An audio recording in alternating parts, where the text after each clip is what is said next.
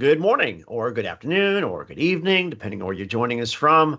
I'm Jason Buffington with Veeam. You'll notice that this week I am not joined by my normal colleague, Dave No, Russell. you're not. I am No, not Dave you're not. Russell. Dave Russell 2.0, at least as it comes to BCDR. Melissa, thank you for joining us this week. Thanks for having me, Jason. It's been a while. It has been a while. Now, for those of you that don't know, Melissa is our lead champion and powerhouse behind Orchestrator and all the technologies of actually how to improve real business continuity and disaster recovery from Veeam. And so, Melissa, I want to kind of set up a problem scenario before we actually get into the data Okay. for today's topic. Let's go to the slides for just a second, because I want to kind of walk through, for as long as you and I have been partnering around disaster recovery, there's kind of three big goals that almost always come to do. So let me kind of build this out for the All right. folks at home. The first idea was, do you actually have survivable data, right? So do you have data someplace else that you could recover from when your primary production center is on fire, underwater, under earth, stolen, whatever the Who case may knows? be? Who knows? So we talk about that, survivable data. The next thing is, and of course this is your love language, how do we shrink the time to recover any given workload, right? We're going to talk a little about Orchestrator and some of the things that you've been doing around that. And then lastly, but what if the primary infrastructure is gone? You're not putting it back where it came from. You're putting it back to a secondary site. You're putting it back to a alternative infrastructure or cloud or provider or something. But this is what every disaster looks like: fire, flood, earthquake, tornado, etc. When we talk about, and this is your battle cry, so I'm going to have you weigh in after this, but when we talk about ransomware, right? Ransomware is a disaster. There's a few extra steps that we have to talk through.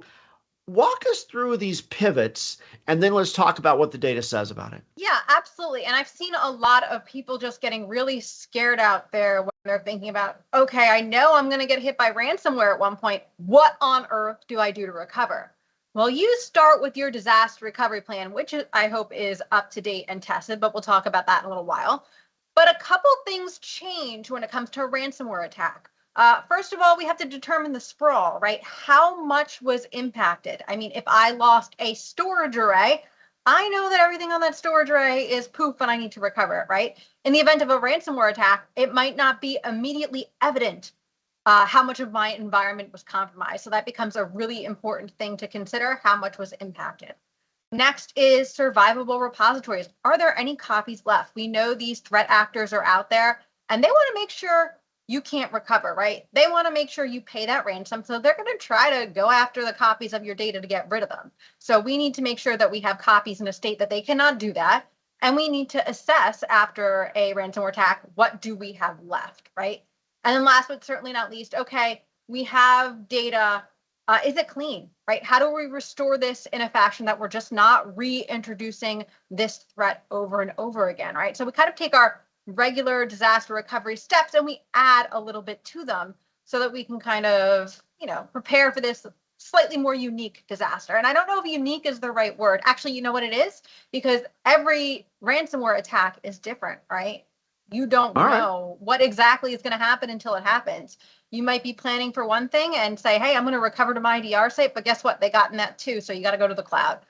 So you kind of don't know how it's going to unravel until it unravels. Sure. So speaking of the breadth of kinds of disasters and the kinds of ransomware attacks that are out there, we probably have a breadth of attendees on today's session. And we'd like to hear from where you are. So our goal always is to turn the world Veeam green. Absolutely. I am down in the great state of Texas. Usually Dave Russell is in the state of Colorado, but this week we're going to give, and I think he's dialed in, which is why we still get to flag him green. You are up in the New Jersey area. Yes. We've got Felicia doing social media out of Ohio. Our producer is out of Georgia. And our goal, please pile on. Where are you from? And also, by the way, just for the record, please play this back. You have never met someone as strong in BCDR as Melissa Palmer. So if you have questions about disaster recovery and orchestrating, put those into the chat as well. This is a great opportunity to pick her brain. So Let's break down some of the data that's there Ooh, that we this is my did in this favorite last part. report. This is my This is favorite part. my I can't favorite wait. part. I can't Data, wait. I love data. Me too. So earlier this year, we did a report called the Data Protection Trends Report, largest report of its kind, nearly 3,400 respondents in that data set. And we saw the high frequency of folks that were getting hit by ransomware. So we doubled down and we asked another 1,000 organizations who had been hit by ransomware in 2021. And we asked them, all kinds of things about were they prepared? How bad was the attack along that way? Here's one of the things I think was most interesting is when organizations were asked, are they ready? Right? And how do you know that you're ready for anything? You test. So I want to get your reaction to this, and then let's kind of nerd on it for a minute. Okay, so we got 60% of people checking that they're confirming successful backups. So that is better than nothing, but that should be 100. I'm sorry. Like if your backups aren't working, you've missed the boat. If you like that data, you should have backed it up because you can't recover something from ransomware unless you've protected it first. So 60% of you, good job. 40% of you, go check your backups right now. We'll wait. Scripted test restores of data files for readability of media storage. That's good. That's also very good. So we've got 44% of people actually testing if these backups actually work, right? So that's kind of okay, maybe. Okay, maybe. so I'm gonna poke fun at these for a second because you're actually a much, you know what it is, you're an hour ahead of me, so you probably have had more coffee, but I'm gonna be the pessimist on this for a second because when the backup logs come back, and Dave Russell and I have poked fun at this already, what the backup logs basically say is the job ran. Yeah. One of the more interesting scenarios that I've heard, one of the more interesting scenarios that I've heard about, though, is when the bad actor actually gets into compromised credentials and changes the backup job. So you're simply removing from the job protected workload. So now the job is green, right? It just so happens that nothing actually got backed up, right? I'm also going to poke fun at the scripted. That middle option is basically what we used to call read after write. Yeah. So I wrote to a tape. And then I read from the tape to make sure the same data came back. CRC, there's no corruption. And that was fantastic 25 years ago when tape didn't read well, right? You wrote it to a tape, the buffer crapped out, and all of a sudden you couldn't read from that tape. Yeah.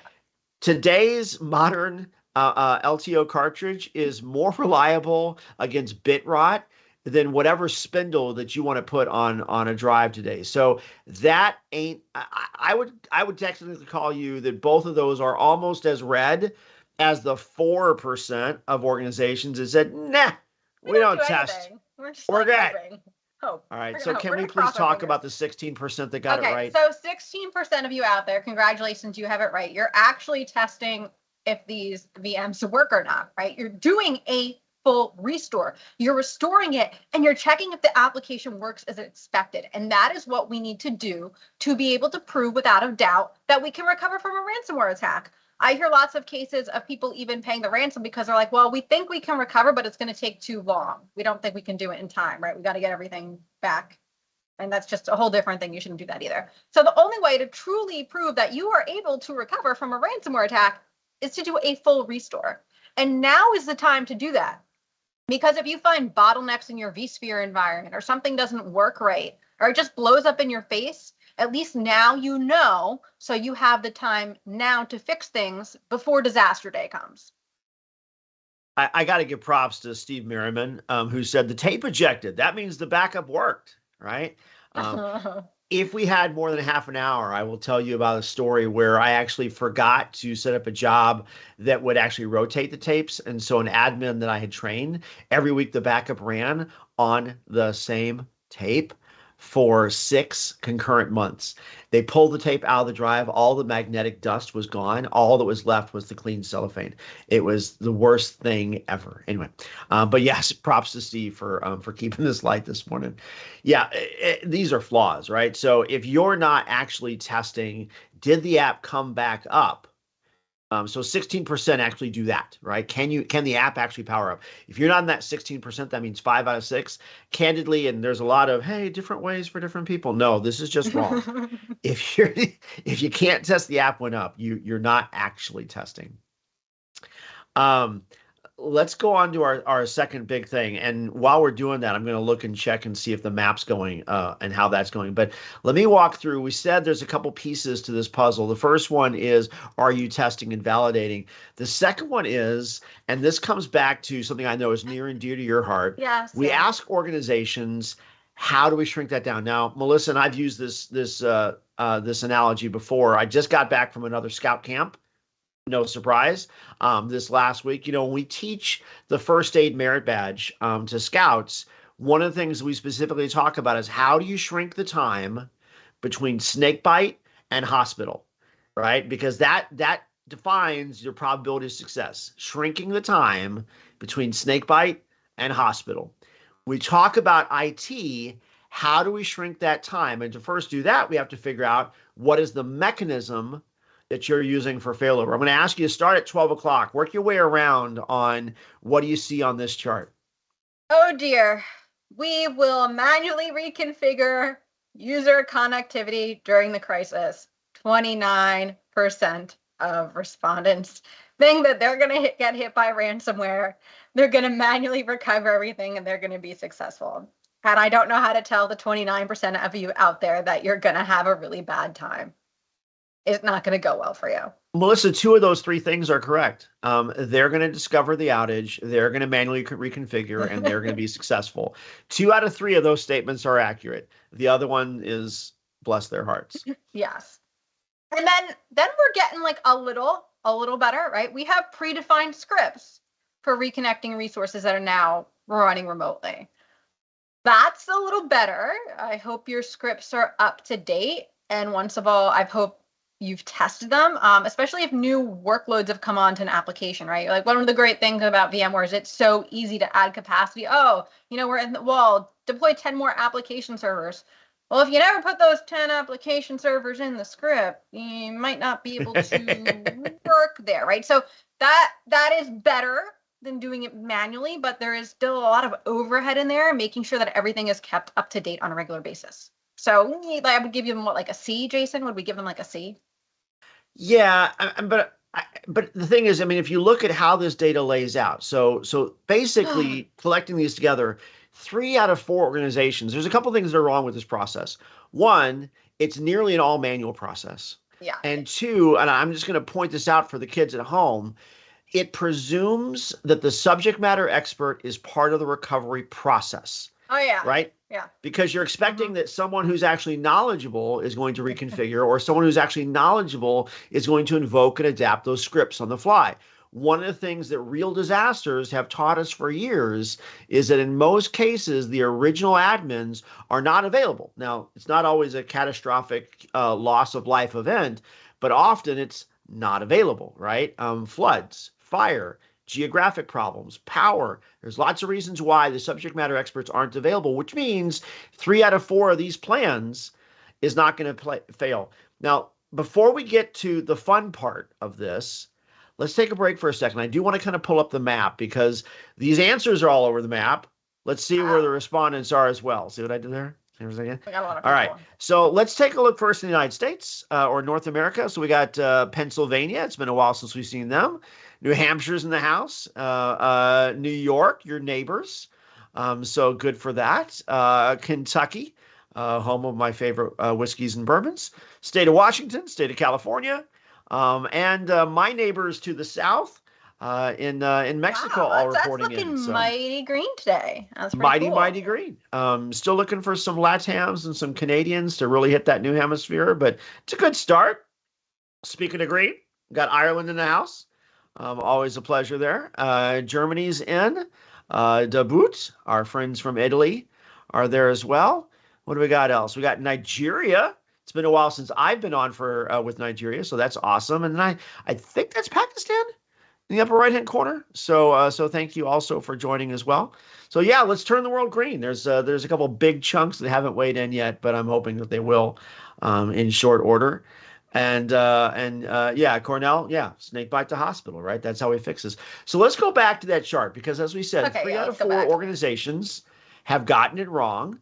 So let's take a look at how do you shrink that time. And this is like we're just like giving away the secrets, right? We're telling you exactly what you need to do. Break it down for us, Melissa. Okay, I can't actually read this. We have orchestrated workflows that will reconnect resources that are now running remotely, right? So you don't have to do anything, right? It's just going to work. You're going to say, I need to run that workflow. You're going to run that workflow and it will automatically do everything for you. You are good to go. And if you're using something like Veeam Disaster Recovery Orchestrator, you can test that and it will tell you exactly how long it will take. So when ransomware day comes and they're like, give us all the Bitcoins or whatever, you can say, I can have you up and running in 8 hours. Let's just go, right? So I want to talk about the power of workflows for a second. So one of the things that's really important for folks to understand is that humans are really bad at minutia. They are. They are even worse, minutia repetitively.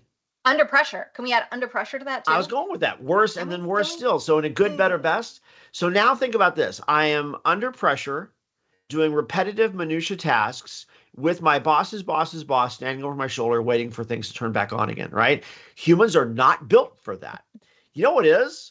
Computers. Computers are built for that, right? So in this case, an orchestrated workflow. The other thing I really love about workflows, I don't think enough folks understand, is when you think about those manual scripts, when you think about manually reconfiguring, what often IT pros will do is they'll say like, oh, I'm not really going to move the storage volume over because I know that's going to work. So I'll just test the other pieces, right? Or yeah, I know once the server comes up, it's probably going to, it'll come back online because the primary instance of it works just fine when I reboot it. Oh, except that I forgot about that whole DHCP thing and I actually put a static address, right? Right. So the fact that often when we test, we cut a couple corners because we've made a couple assumptions, right? The best part about orchestrated workflows is not just shrinking snakebite to hospital, but actually knowing that you're going to use the same recipe and the same clicks and the same steps each and every time while you test. So that's the time to figure out where those holes in your plans are. And you can't do that if it's manual. You just can't. No, you can't. So all right. So that's the second of the three elements that we see from leveraging orchestration as part of that is the failover mechanisms along the way. I'm going to bring up the third part though, because you've mentioned testing a few times along the way. So this is actually a new slide. This one actually had fallen out of our earlier series from the Data Protection Trends Report. So even though it's not part of the ransomware project, I wanted to bring it up because Melissa, actually, you authored this question in the DPR survey. So you need to be the one to unpack this. Now, let me tell you what we actually did here. So in the 3,400 IT executives around 28 countries around the world that did this survey, about 1,800 of them said they were knowledgeable about their organization's BCDR strategy. That's why the N is 1,800, which, by the way, is still 6x what you would typically see in a normal research project. On the right-hand side, we asked them three different questions during the survey. How often do you update your documentation? That's the brightest green on the left. Yeah. Then how often do you test a single workload, which we've already talked about, right? That's that middle column, single failover. And then we asked, how often do you test multiple workloads or a site level failure and recovery? And that's that darkest column on the right. And what I noticed when we got the data back was plus or minus a couple percent. It sounds like, I'm going to infer that most organizations are actually doing all of these activities on the same relative cadence, right? There's only a few points of disparity between each of the columns. So we went ahead and averaged it out, and that's the pie chart. Let's just talk to that pie chart for a little while.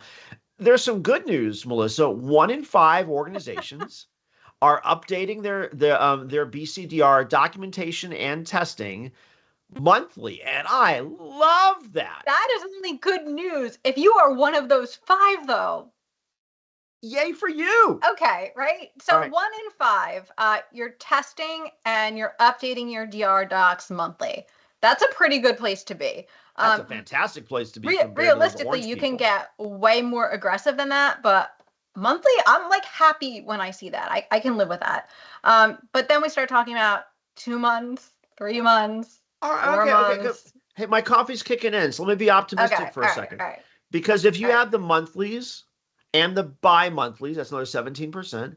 And I'm going to even add in the every 3 months, because it still means you can. I know you're gonna, but that